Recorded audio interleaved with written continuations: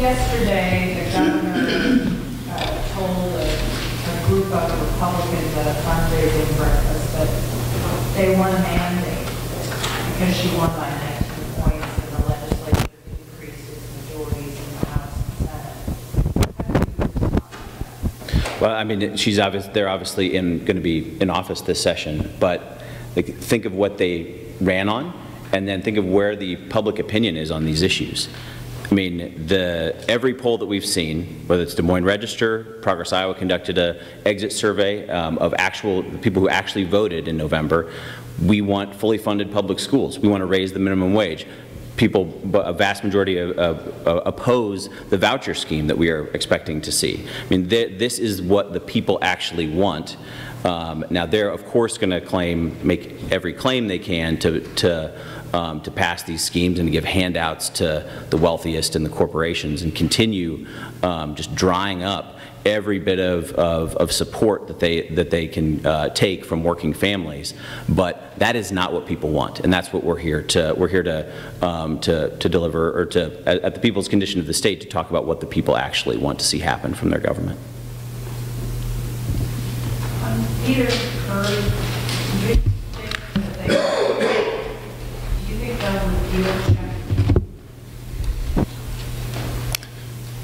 I don't have a crystal ball. I think when you look around the country and you see the vast majority of people support support labor unions, I think some of the most recent Gallup polls was 70% or over 70%.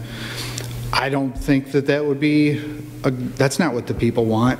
You know, when we look around at the strikes that have happened around Iowa, and you look, the best thing about those strikes was the community support and the amount of people in the communities that came to support those, because they know that people are struggling, because everyone is.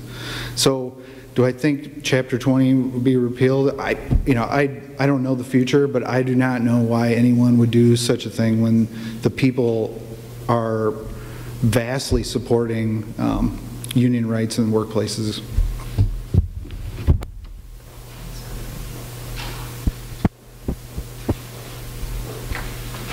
This condition aggravating when we looked up here was a bigger issue last session. We saw several bills, whether it's Representative Brown or Senator Gilbert.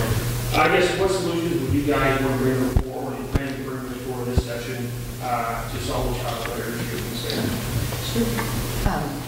Yeah, I think it's important to recognize that child care remains an issue in the state of Iowa. Iowa families still can't find affordable child care. They're still paying, as Pete Hurd said, a mortgage's worth for child care every month. And so we're going to be looking and continuing to advance policies that really get at the problem, right? So some of the little fixes that were done last year in the legislature actually have not improved child care access at all in the state. So it's time to look at this issue in a real way. So we're going to continue to push for public-private partnerships with small communities and small businesses to help them grow and create more spaces for childcare. We're going to make sure that our rural communities who are trying to have in-home daycare centers can have, some help building those out and making sure they're accessible and safe and affordable. So we're going to continue to push forward several bills. We have a package of bills that we're going to propose again this year, because at the end of the day, remember this, Iowa families are still struggling to find childcare. The fact that Republicans aren't talking about childcare anymore is not a reflection of the fact that the problem is solved. It's a reflection of the fact that they're done talking about it. And so we have to do more to continue to ring this bell, because everything we say is on behalf of the voters we've talked to. And yes, they have a majority in the Iowa House and the Senate, and the governor won, but we have to be here to hold them accountable for what they said when they were knocking on the door and what they're doing when they're on the floor. We think there's going to be a strong disconnect there, and childcare is a perfect example of that. They might have gone out there and knocked on doors and said, we fixed childcare. My question to families is, can you find more spots? The answer is no. We have to do more, and Republicans are ready to move on. Leaders Conference really addressed your issue well. The only thing I would add is that workforce really is one of the major barriers right now to more Iowans getting back to work. And a couple things that we have tried to get done the last couple years and we will continue to work on is addressing what is called the child care cliff. and also to increase eligibility for that, for the assistance in childcare for many lower-income Iowans to make sure that they can get back into the workforce. I can't think of anything more important that we could do than to invest in our people, whether it's public education, it's childcare, it's recreation, entertainment in our communities. What I know is right now we have 411 communities in this state that are childcare deserts. There's no childcare, none. 40% of all of the towns in Iowa.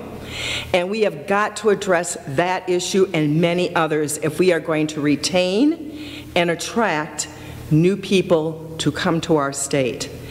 We should be actually ashamed of the fact that we are the only state that has not doubled its population in 100 years. Why is that?